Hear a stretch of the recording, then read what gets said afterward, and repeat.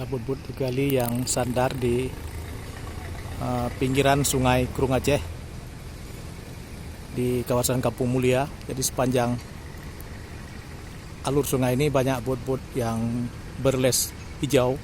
Itu adalah miliknya Toke Ali, seperti dituturkan beberapa nelayan di PPI Lampu Laut dan beberapa nelayan di Kampung Jawa.